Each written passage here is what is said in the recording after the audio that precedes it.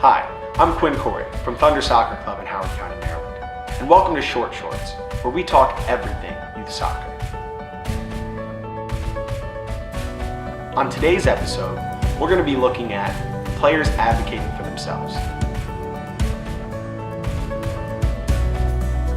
Very few youth soccer players will play beyond their high school years. Therefore, youth coaches and parents need to be focused just as much on character development as player development. Youth sports are an excellent vehicle for teaching lessons that extend far beyond the pitch. One of the most important skills players must learn is advocating for themselves.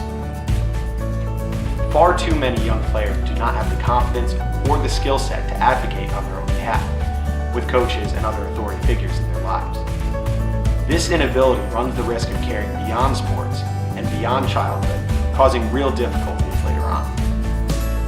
The biggest area where we see this take root is in regards to playing time. If a player is disappointed in their lack of playing time, we must find ways to empower them to advocate on their own behalf with the coach.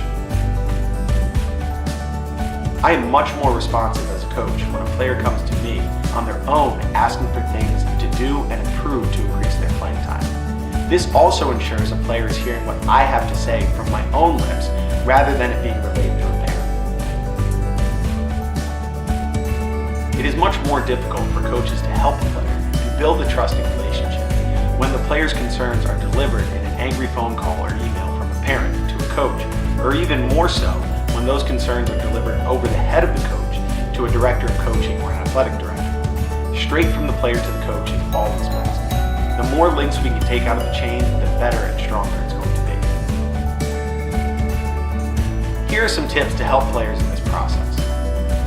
Parents, encourage your player to have these conversations with coaches and give them time to communicate with the coach. When parents intervene too quickly, it takes away from the player's ability and desire to have these talks themselves. For coaches, build an open and trusting relationship with your players. This makes you more approachable and more understandable to a player with a concern. And finally, for players, complaining about issues to others may make you feel better, but it will not answer your questions. Go right to the source of your concerns. And also, understand you may not like the answers that you get, but that is a part of life. And as you get older, you will not always have a parent there to step in when things don't go your way.